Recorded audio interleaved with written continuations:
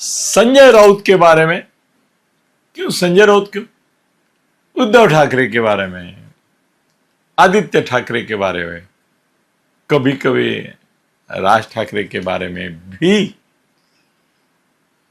या उबाठा के अंतर्गत जो भी चल रहा है उसके बारे में अगर आपको सच्ची, बिल्कुल सच्ची, 16 आने सच, 100% ट्रुथफुल खबर सुननी है तो अब कहाँ आते हैं? हाँ, मेरे पास आते हैं। और मैं भी आपको हमेशा जो खबर देता हूं वो पहले मैं देता हूं, बाद में आप देखते हैं कि भाई अनिल जी ने जब खबर दी तब एक्सक्लूसिव थी, किसी को कानो कान खबर भी नहीं थी कि ऐसी कोई बात उबाठा में, ठाकरे फैमिली में हो रही। मगर अनिल जी ने बोल दिया। उनके बाद सैकड़ों सैकड़ों यूट्यूब चैनल और न्यूज चैनल, प्रिंट मीडिया, सबने वो बात उठा ली। आज फिर से, हाँ, ये बात बराबर है। आदित्य ठाकरे और संजय राउत, इनके बीच में जो वाद विवाद, संघर्ष, लड़ाई हो रही थी, उसकी पहली एक्सक्लूसिव खबर मैंने आपको दी थी। कहीं सुराग तक नहीं था किसी के पास। मैंने बता दिया कि इनकी जोरदार लड़ाई चल रही है और लड़ाई इस मुकाम तक पहुंची है कि या तो आदित्य अभी संजय को उबाठा से निकाल के रहेगा, मजबूर करेगा उसको निकलने के लिए, या तो वो खुद बोलेगा कि मैं और मेरी प्रियंका मतलब उसकी कैंडिडेट थी ना, इसके इस हिसाब से बोल रहा हूं, कोई गलत अर्थ मत लेना। तो मैं और प्रियंका फिर अलग हो जाते हैं। यहां तक नौबत आई थी और प्रियंका के माया जाल में ये जैसे कीटक फंसता है वैसा मकड़ी के जाल में, वैसा वो मकड़ी हो गई थी और उसके जाल में ये आदित्य फंस गया था।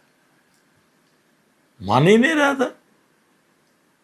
उसके लिए पार्टी की परवाह नहीं, उसके लिए, किसके लिए? वो मकड़ी, सॉरी, वो प्रियंका चतुर्वेदी, उसके लिए जो भी उद्धव के सहयोगी थे उनको हटाने के लिए, भगाने के लिए, संघर्ष करने के लिए, उनकी बदनामी करने के लिए, उनको धमकियां देने के लिए सिद्ध हो गया था। और उद्धव जी तो उद्धव जी है, वो तो हमेशा निष्क्रिय, निस्तेज, हाँ? उनका कोई चलता नहीं है।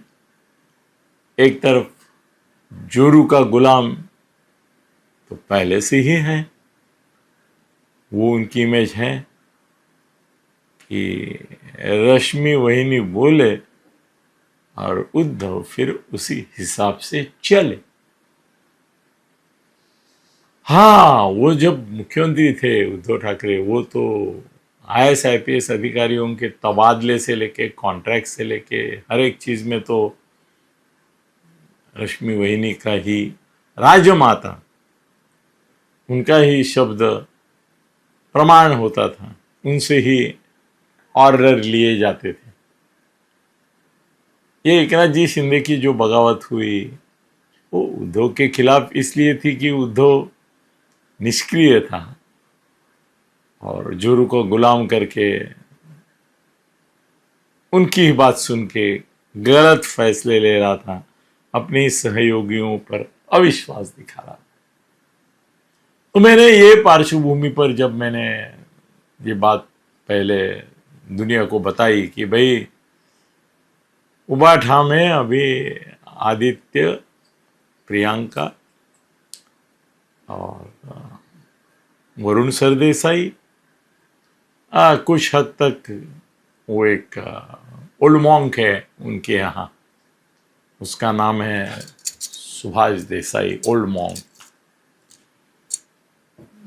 वो और कुछ और मिलके षड्यंत्र कर रहे हैं।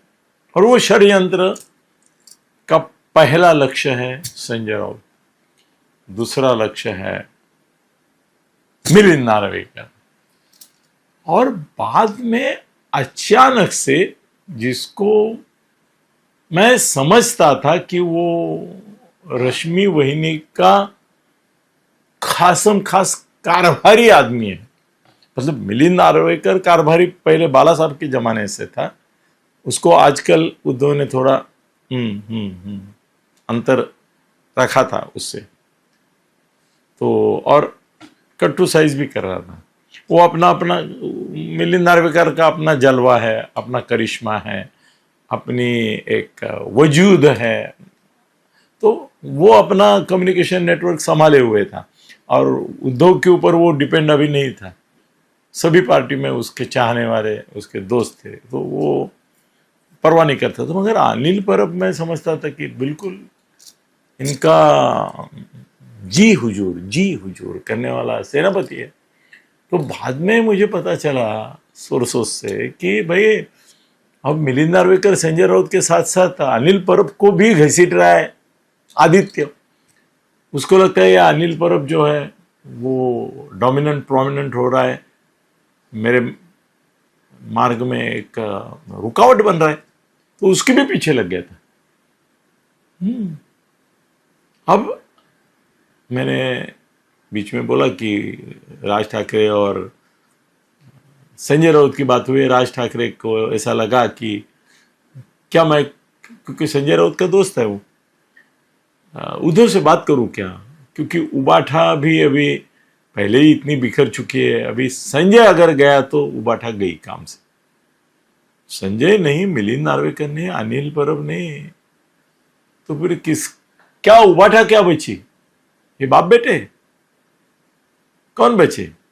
तो वो मध्यस्थता की उन्होंने ये की थी पहल, मगर आदित्य ने ना बोला। मगर ऐसा हो गया कि शरद पवार जी ने उद्धव को मैसेज दिया, क्योंकि वो भी संजय राउत के खासम खास है। देश में अगर 50 प्रभावशाली राजनेता है सभी पार्टियों के, तो 50 में से 50 प्रभावशाली राजनेता जो नेशनल और स्टेट लेवल पे है वो संजय के साथ है, उद्धव के साथ नहीं है।